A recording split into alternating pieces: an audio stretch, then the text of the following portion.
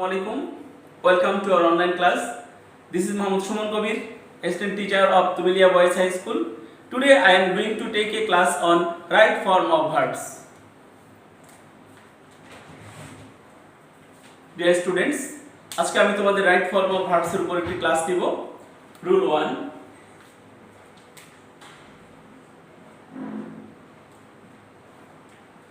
Subject third person ও singular number হলে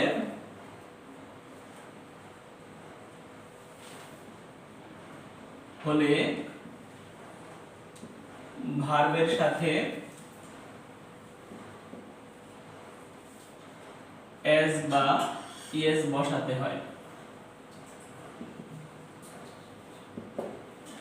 Dear students, right form of verbs এর 1 নম্বর নিয়মটি হলো যদি সাবজেক্ট থার্ড পারসন ও সিঙ্গুলার নাম্বার হয় তাহলে ভার্বের সাথে আমরা as বা es বসাবো। যেমন he ব্র্যাকেটে go to school। এই সেন্টেন্সটিতে আমরা দেখতে পাচ্ছি যে এখানে সাবজেক্ট হলো he, তাহলে he go to school। তো আমরা জানি যে subject third person singular number হলে ভার্বের সাথে as বা es হয়, তাহলে he হলো থার্ড পারসন এবং সিঙ্গুলার নাম্বার। তো যেহেতু সাবজেক্ট থার্ড পারসন ও সিঙ্গুলার নাম্বার সেহেতু আমরা ভার্বের সাথে as বা es বসাবো, অর্থাৎ আমরা লিখব he goes to school। এই রুলটির উপর আমি আরো কয়েকটি एग्जांपल দিচ্ছি তোমাদের বোঝার সুবিধার জন্য।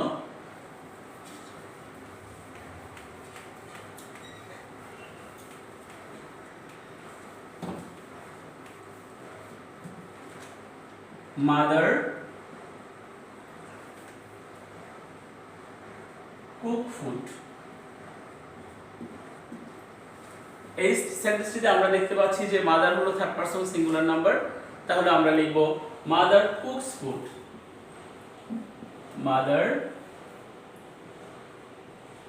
Cooks food. আমরা জানি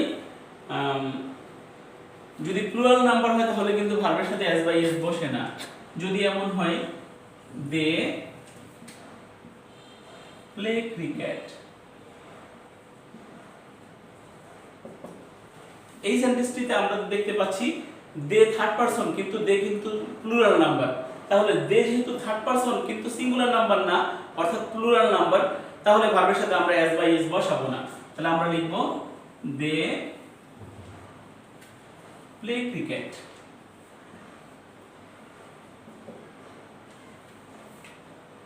আরেকটি নিয়মে চলে যাচ্ছি।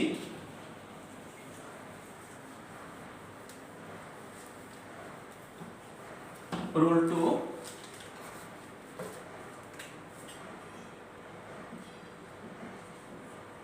অর্থাৎ চিরন্তন সত্য বোঝালে বাক্যটি চিরন্তন সত্য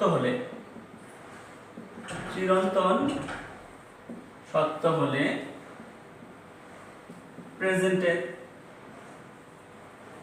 ইনডিফিনিট টেন্স হয়।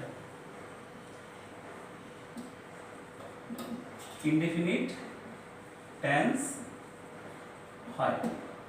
ডিয়ার স্টুডেন্টস, এই নিয়মটি হলো যদি সেন্টেন্সটি চিরন্তন সত্য হয় তাহলে প্রেজেন্ট ইনডিফিনিট টেন্স হয়। যেমন the honesty ব্র্যাকেটে হলো be the best policy। তাহলে আমরা দেখতে পাচ্ছি যে honesty be the best policy, তাহলে আমরা লিখব honesty is the best policy। তাহলে honesty is the best policy। The sun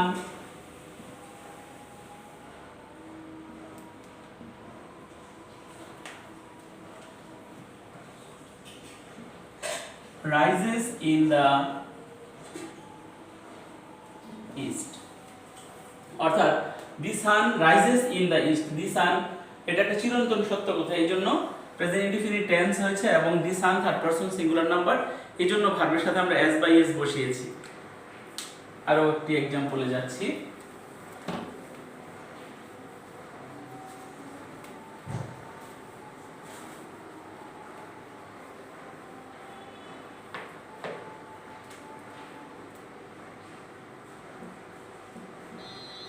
কোন সেন্টেন্সে modal auxiliaries can, could, May,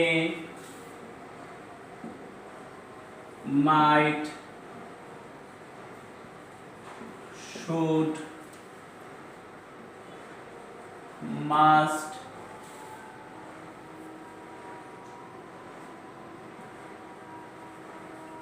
ought to থাকলে, যদি এই কথাগুলো দেখি আমরা কোন সেন্টেন্সের মধ্যে, তাহলে এদের পরে মূল ভার্বের প্রেজেন্ট ফর্ম হয়। এই কথাটা আমাদের মনে রাখতে হবে। অর্থাৎ can, could, may, might, should, must, ought to ইত্যাদি থাকলে এদের পরে ভার্বের প্রেজেন্ট ফর্ম হয়। যেমন একটি এক্সাম্পল দিচ্ছি, যে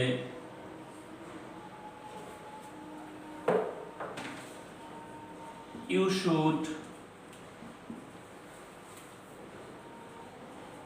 obey your parents. Dear students, আমরা দেখতে পাচ্ছি যে এখানে মডাল অক্সিলারি ভার্ব শুড রয়েছে, তাহলে শুডের পরে যেহেতু ওবে আছে, আমরা ওবেই থাকবে, অর্থাৎ প্রেজেন্ট ফর্মই বসবে। অর্থাৎ ওই অ্যানসারটি হবে যে you should obey your parents.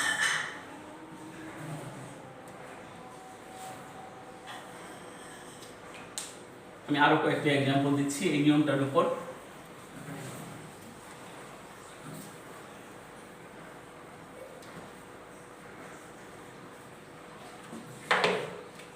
He can sing a song. এই নিয়মটিতে আমরা দেখতে পাচ্ছি যে হি এর পরে ক্যান রয়েছে, তা আমরা জানি যে যদি কোনো সেন্টেন্সে সাবজেক্টের পরে ক্যান, কুড, মে, মাইট এই মডাল অক্সিলারি গুলো থাকে, তাহলে তাদের পরে ভার্বের প্রেজেন্ট ফর্ম বসে। অর্থাৎ তাহলে আমরা এটা এইভাবে লিখব যে he can sing a song, we must join the party. এই নিয়মটিতে অর্থাৎ মাস্টের পরে জয়েন হলো মূল ভার্ব, তাহলে জয়েনই থাকবে, অর্থাৎ we must join the party, অর্থাৎ মাস্টের পরে মূল ভার্বের প্রেজেন্ট ফর্ম বসানো হয়েছে। আমরা আরেকটি নিয়মে যাচ্ছি।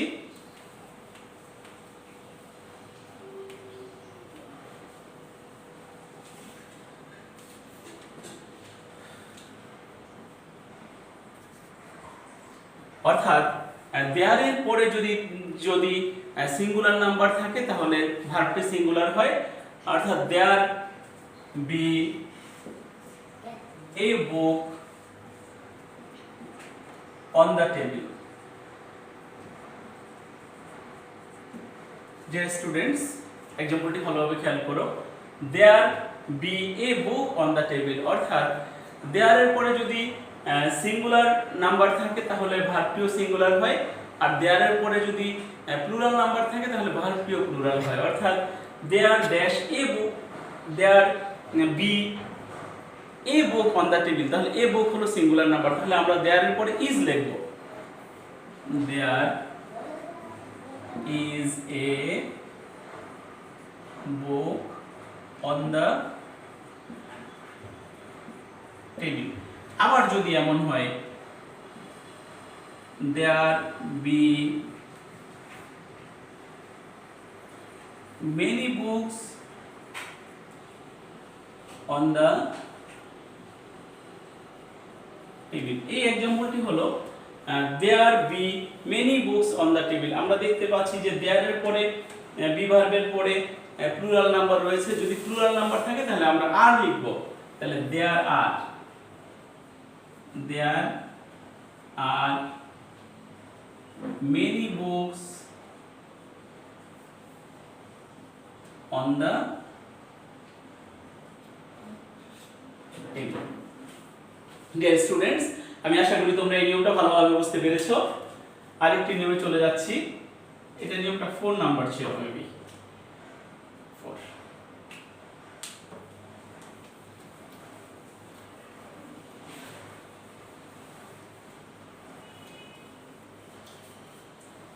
রুল 5,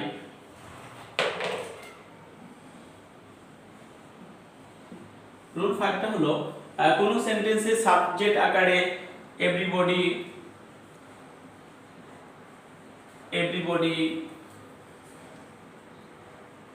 everyone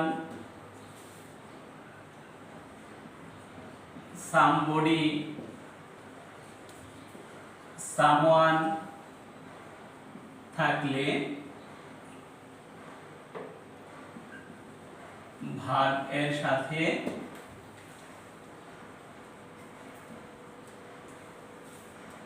as বা es বসাতে হয়।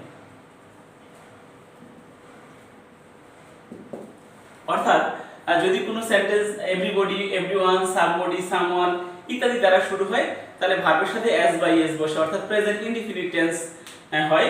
আমি एग्जांपल দিয়ে বুঝিয়ে দিচ্ছি তোমাদের।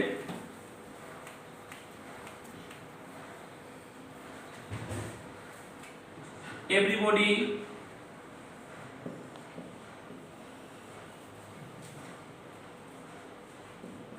hate a liar। এই বাক্যটিতে আমরা দেখতে পাচ্ছি যে এভরিবডি বডির পরে ভার্ব রয়েছে। তা আমরা জানি যে এভরিবডির পরে যদি ভার্বের সাথে as বা es বসাতে হয় তাহলে আমরা লিখব যে এভরিবডি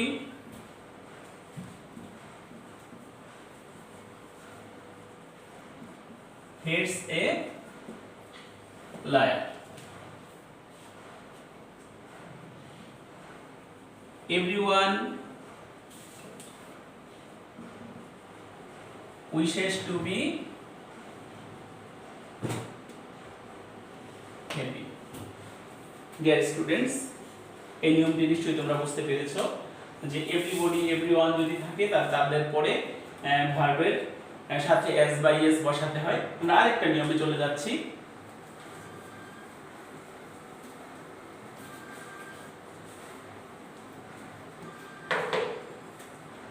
রুল 6, রুল 6টা হলো যদি কোনো সেন্টেন্সে দুইটি ভার্ব থাকে তাহলে দ্বিতীয় ভার্বের সাথে আইএনজি বসাতে হয়। যেমন I saw the baby dance। তাহলে আমরা দেখতে পাচ্ছি যে এখানে একটি ভার্ব, এখানে একটি ভার্ব অর্থাৎ দুটি ভার্ব যদি থাকে তাহলে দ্বিতীয় ভার্বটির সাথে আমরা আইএনজি বসাবো। তাহলে আমরা লিখতে পারি যে I saw the baby dancing।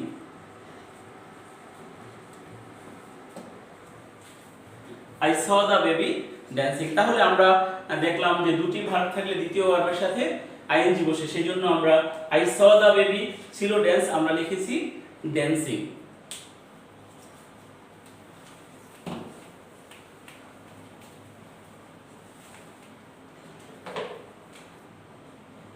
কোন সেন্টেন্সে just now or recently,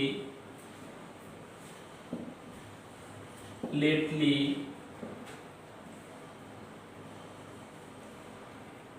ইত্যাদি উল্লেখ থাকলে যদি আমরা কোনো বাক্যের মধ্যে এই কথাগুলো দেখি just now, recently, lately, already, তাহলে আমরা মূল ভার্ব প্রেজেন্ট পারফেক্ট টেন্স আকারে সেটা লিখব।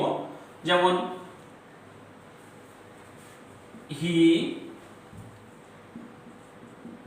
joined the party just now।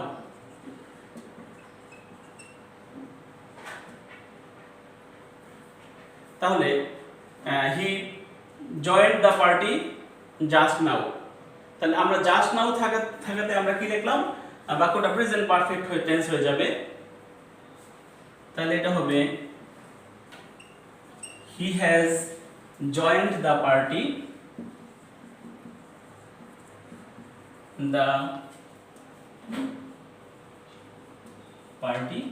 just now।